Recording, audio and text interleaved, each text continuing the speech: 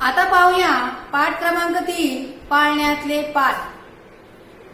यांचे लेखक आहे राजा मंगळ वेडेकर. यांचा जन्म झाला 1925 साली. अब हम पाठ क्रमांक 3 पाळण्यातले पाय देखेंगे, पढ़ेंगे और इनके लेखक है राजा मंगळ वेडेकर. इनका जन्म हुआ 1925 में. बाल साहित्यकार, चरित्रकार, कवि रह चुके हैं इन्हों. गम्मत जम्मत, चॉकलेटचा बंगला, आगड बगड, बाळांसाठी गाणीच गाणी, आबाळ मित्र, भाग 1, भाग 2, तेनाली रामची चातुर्य कथा इत्यादि उनकी पुस्तकें भी प्रकाशित हो चुकी है. हरवलेले आभाळ, झाडांची गाणी, झाडांच्या गोष्टी हे ललित निबंध ही प्रसिद्ध है. ये निबंध भी उनके प्रसिद्ध हो चुके हैं. न्यूटनच्या बालपणातील चौकसपणाची चुणूक दाखवणारे अनेक प्रसंग प्रस्तुत पाठात वर्णन केले आहे. इसमें जो है अपने प्रसिद्ध वैज्ञानिक साइंटिस्ट न्यूटन जी, इनके बारे में, इनके बचपन के कुछ ऐसे वाक्य सुनाए गए हैं, इसमें बताए गए हैं कि जिसमें मालूम पड़ता है कि बचपन में ही उनमें वो सब चीजें थी जो वो साइंटिस्ट बड़े होकर वो साइंटिस्ट बने.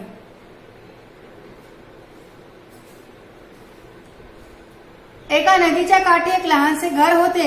त्या घरात आयजॅक हा मुलगा आणि त्याची म्हातारी आजी राहत होती. नदी किनारे जो एक छोटा सा घर था, वहां पर आयजैक नाम का लड़का और उसकी बूढ़ी आजी यानी उसकी दादी रहती थी. आजी दोनों आजी वाला जो वर्ड होता है नानी और दादी, दोनों को भी एक ही वर्ड यूज होता है मराठी में. आप दादी बोलो या नानी बोलो, इस पार्ट में हम उनको दादी कहेंगे. मुलगा मोठा, चतुर आणि बोलका होता.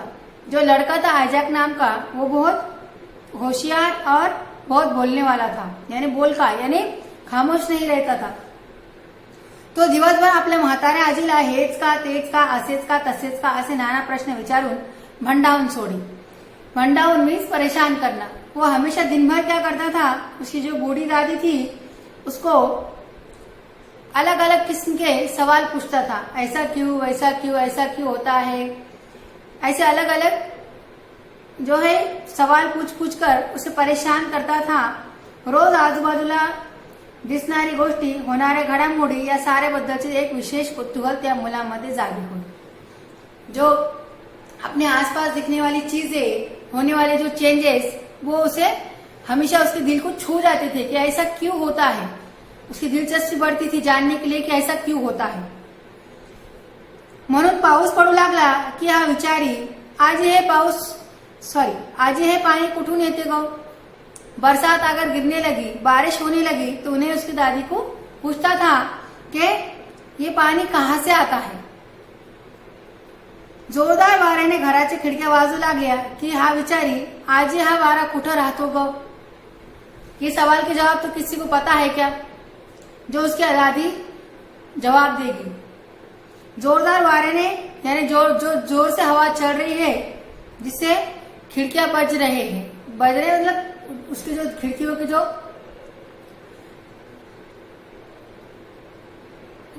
की जो आवाजें हो रही है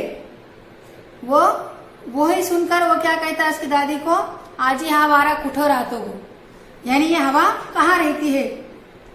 नदीत टाकलेला कागदाचा कपटा, चिंदी, गवताची काडी पाण्याबरोबर चाललेली पाहिली की हा विचारी, आजी नदीच्या पाण्याबरोबर हे पदार्थ वाहत का जातात.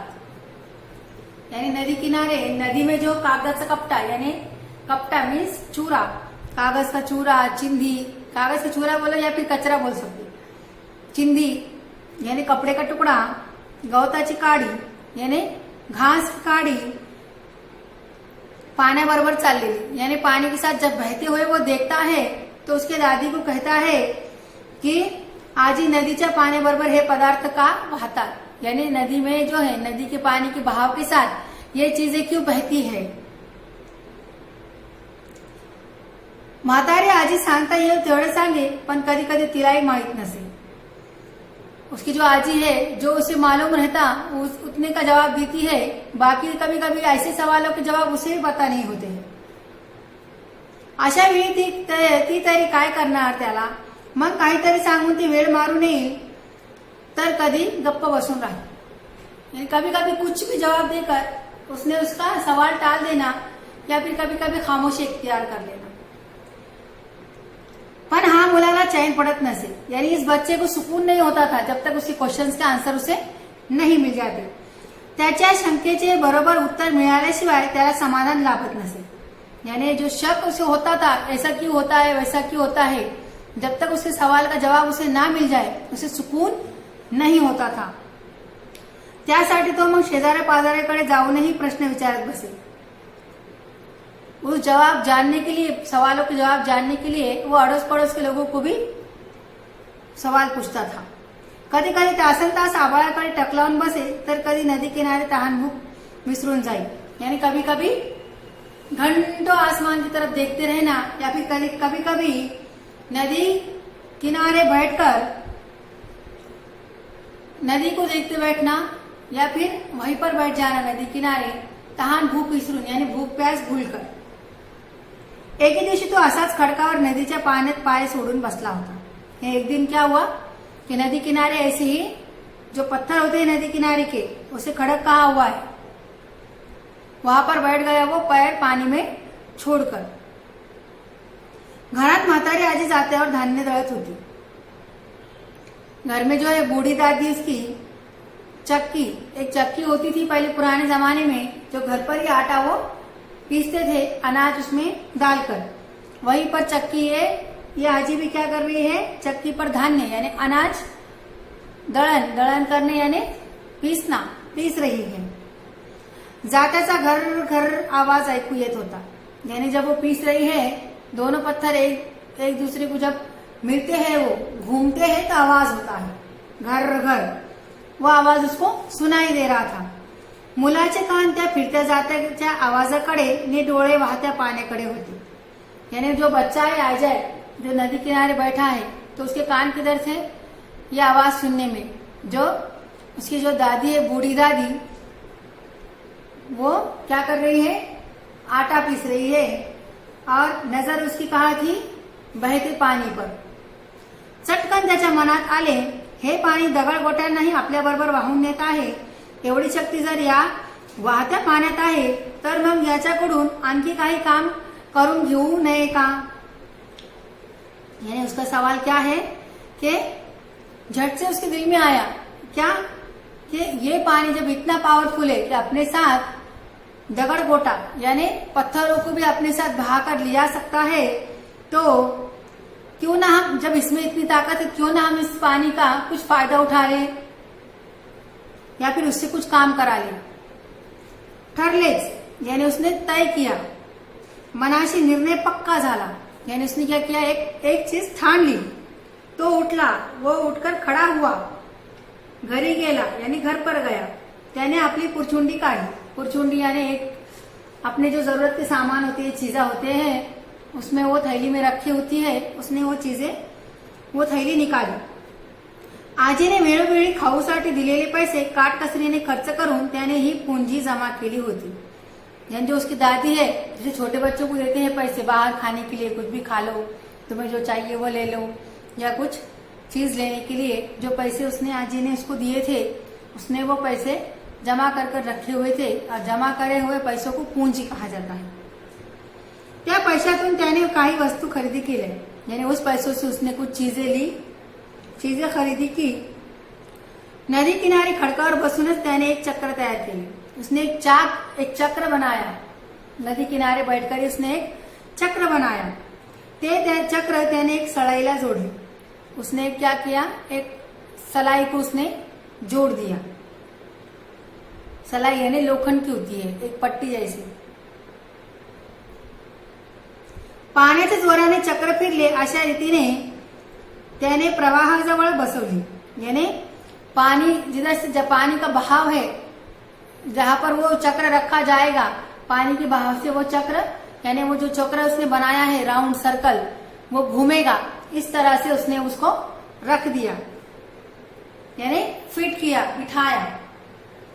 पाण्याच्या प्रवाहाने चक्र फिरू लागले तशी सळईही फिरू लागली। यानी क्या हुआ, जब उसने उसको चक्र को ज्वाइन किया तो पानी की जो बहाव है उससे वो चक्र घूमने लगा और उसको जो ज्वाइन की हुई सपोर्ट के लिए जो सलाई उसने ज्वाइन की थी वो भी घूमने लग गई।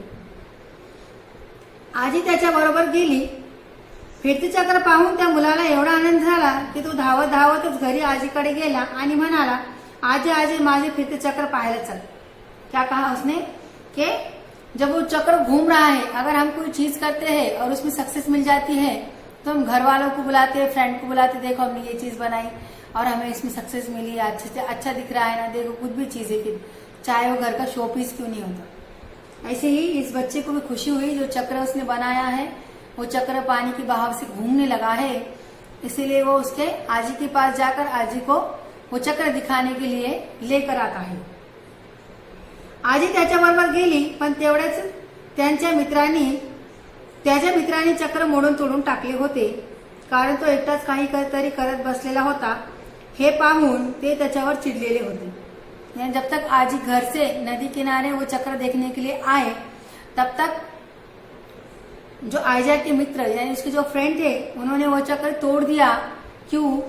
इसकी वजह वो थी कि वो अकेला कुछ तो भी बना रहा था, उसने इन दोस्तों को, उसके दोस्तों को उसमें पार्टिसिपेट नहीं किया था, इसलिए वो उस पर गुस्सा थे और उन्होंने इस तरीके से वो गुस्से को निकाला। तिथे काहीच नाही हे पाहून आजीलाही मुलाचा राग आला।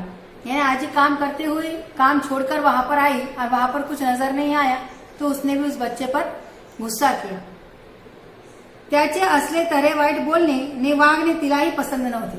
यानी ऐसे अलग तरीके से सवाल पूछना, ऐसा उसका अलग तरीके का बिहेवियर आजी को भी अच्छा नहीं लगता था। शेवटी मुलाने नीट शिकवावे सवरावे म्हणून तिने त्याला दूसऱ्या एका गावाच्या शाळेत ठेवले। यानी बच्चों ने अच्छा सीखना पढ़ना, इसीलिए उसने क्या किया, आयजैक को दूसरे गांव यानी दूसरे गांव में उसे भेज दिया पढ़ाई के लिए। एकदा काय झाले, वर्गात गुरुजी धडा समजावून देत होते, पण हा मुलगा मात्र खिडकीतून बाहेर बघण्यात दंग झाला होता। एक दफा की बात है, स्कूल भरा हुआ, क्लास भरी हुई और क्लास में टीचर पढ़ा रहे हैं और आयजैक जो है खिड़की के पास डेस्क पर बैठा हुआ है और गुरुजी पढ़ा रहे हैं और ये बच्चे का ध्यान कहाँ है, उसका पूरा जहन जो है खिड़की के बाहर था, बाहर कुछ देख रहा था। त्याचे गुरुजीकडे काही लक्ष नव्हते। हे पाहून गुरुजींना राग आला। यानी जो क्लास में पढ़ा रहे टीचर उसकी तरफ उसका बिल्कुल भी ख्याल नहीं था। ये देखकर टीचर को गुस्सा आया। त्यांनी रागानेच विचारले, बाहेर काय बघतोस? उन्होंने गुस्से से पूछा कि बाहर क्या देख रहे हो? मुलाने उत्तर दिले, गुरुजी ते पहा ढग कसे धावत आहेत आभाळात, हवेत एवढी शक्ती आहे ना, पहा पहा ढगांना कशी पळवत नेत आहे ती। हवेत जर एवढी शक्ती आहे तर तिचा उपयोग का नाही करून घेतला येत? क्या कहा उन्होंने? जब गुरुजी ने उससे पूछा कि बाहर क्या देख रहे हो, तो आयजैक ने कहा कि वो देखो बाहर क्या है, ढग कसे धावत आहेत आभाळात। ढग यानी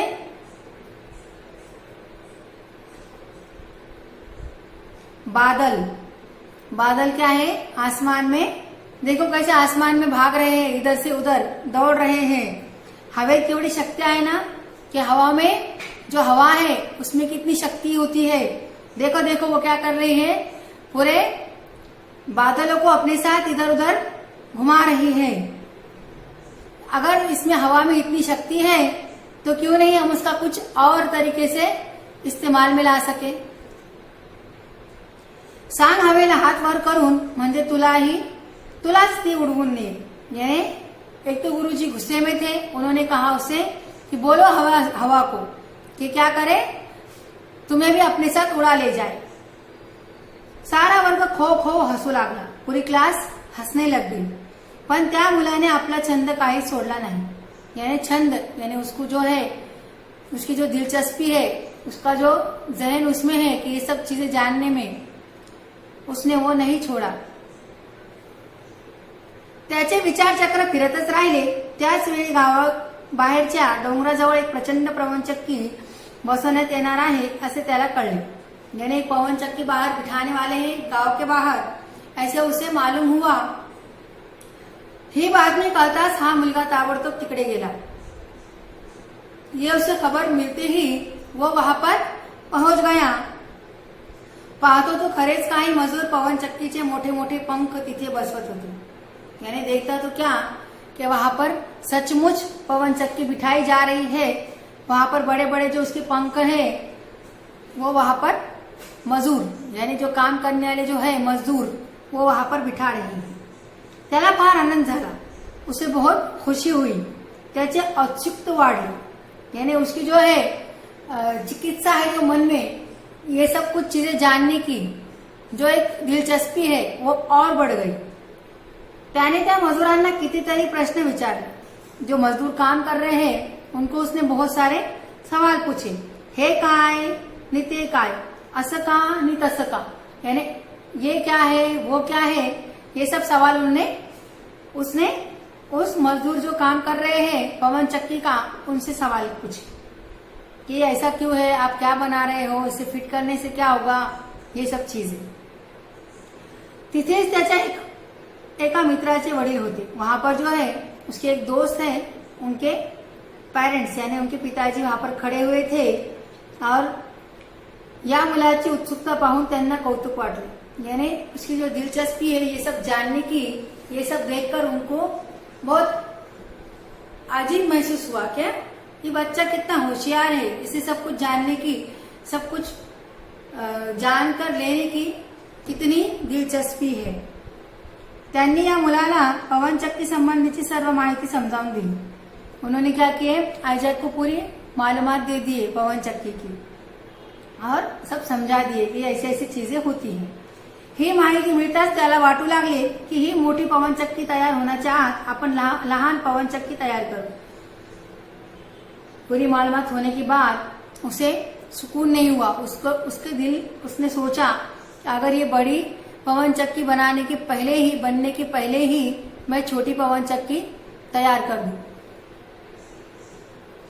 मनात येताच स्वारीतेच कामाला लागली। यानी जो दिल में है वही काम को वो लग गया।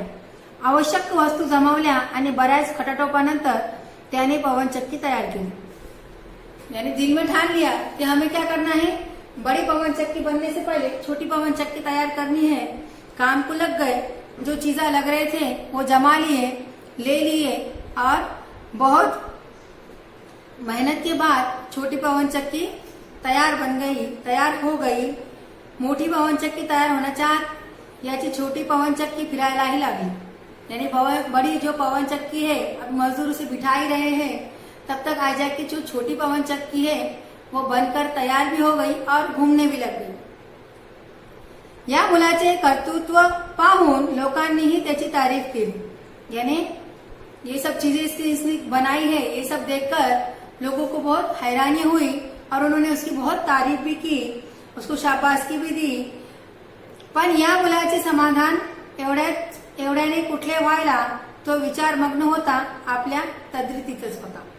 यानी इससे भी उसको सुकून नहीं मिला, उसे और कुछ करना था, वही सोच में था वो। एका मित्राने विचारले, आता रे कसला विचार करतोस? एक दोस्त ने कहा, क्या अब किस चीज में किस सोच में डूबे हुए हो? तो म्हणाला, ही पवन चक्की फिरते आहे ती हवेच्या जोरावर, पण भिंतीमुळे पुरेशी हवा घरात येत नाही, म्हणून व्हावे तेवढे काम होत नहीं। उसने क्या कहा, दोस्त ने पूछा, आप किसका क्या सोच रहे हो? अब तो तुम्हारी छोटी पवन चक्की बनकर तैयार है।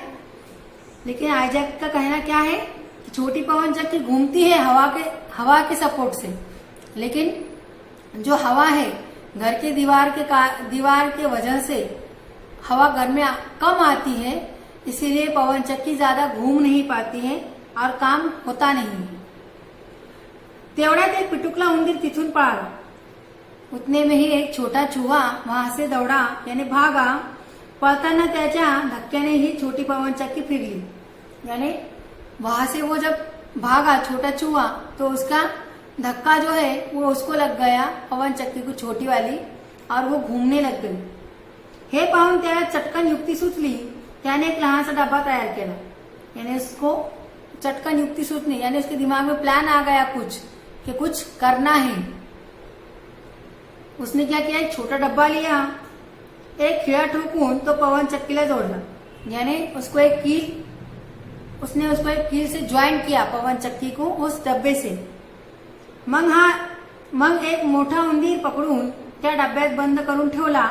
डब्यातला उंदीर बाहेर पडण्यासाठी जोरजोराने डब्यातल्या डब्यात फिरू लागला। त्या उंदराबरोबर डबाही फिरायला लागला आणि त्याबरोबर पवन चक्की ही फिरायला लागली। उसने क्या किया, वो पवन चक्की को एक सपोर्टेड एक डब्बा लगा दिया खाली वाला, और उस डब्बे में एक बड़ा चूहा छोड़ दिया। लेकिन चूहा बाहर आने के लिए जब दौड़ रहा है तो वो डब्बा खुद ब खुद घूम रहा है और उसके सपोर्ट से वो पवन चक्की भी घूम रही। आता मात्र त्या मुलाला खराखुरा आनंद झाला, यानी अब जैसे उसने सोचा था कि बिना हवा के सपोर्ट से पवन चक्की चले, वैसे ही अब वो घूम रही है, तो उसे बहुत खुशी हुई। त्याने केलेल्या कष्टाचे क्षमाचे फळ त्याला मिळाले, यानी उसने इतनी मेहनत की, उसका उसे फल मिल गया। त्याच सुमारास त्याची आजी त्याला भेटायला म्हणून तिथे आली। उसी दौरान जो आजी है उससे मिलने के लिए वहां पर आई। तिने आयजॅक बद्दल गुरुजीकडे चौकशी केली, तेव्हा ते म्हणाले, यानी उसने जब स्कूल में आई उसकी आजी, उसकी दादी, और उसने तहकीकात की आयजॅक के बारे में, तब उससे आयजॅक के टीचर्स ने कहा, मुलाचे पाय पाळण्यात दिसतात, आयजॅक न्यूटन मोठा वैज्ञानिक म्हणून नाव मिळवलं। उसने क्या कहा कि मुलाचे पाय पाळण्यात दिसतात, यानी बचपन में ही पता होता है कि बच्चा कितना होशियार है और बड़ा होकर वो क्या बनेगा। ऐसे ही आयजॅक का है, बड़ा होकर वो क्या बनेगा, एक साइंटिस्ट बनेगा। गुरुजीची ही भविष्यवाणी पुढे खरी ठरली, यानी गुरुजी ने जो भविष्यवाणी की थी, जो कहा था कि आयजॅक बनेगा एक साइंटिस्ट, वो सचमुच सही हो गए। हाच मुलगा पुढे महान संशोधक म्हणून अमर झाला, यानी बहुत बड़ा ये साइंटिस्ट बना। यानेच झाडावरून खाली पडणारे फळ पाहून पृथ्वीच्या गुरुत्वाकर्षणाची शक्तीचा शोध लावला। यानी क्या किया उसने, जो झाड़ यानी पेड़ है, पेड़ पे से गिरने वाले जो फल है वो नीचे क्यों गिरते, ये जमीन का क्या होता है, एक आकर्षण होता है, गुरुत्वाकर्षण, इसकी वजह से वो नीचे आते हैं। इसका शोध यानी उसकी खोज उसने की न्यूटन ने। आधुनिक विज्ञानाला न्यूटन ने ही मोठी देणगी दिली। उन्होंने क्या किया कि आधुनिक विज्ञानाला मोठी देणगी देनी, यानी उन्होंने ये बहुत बड़ा एक पार्ट जो उन्होंने मालूम किया था वो दिया है विज्ञान को।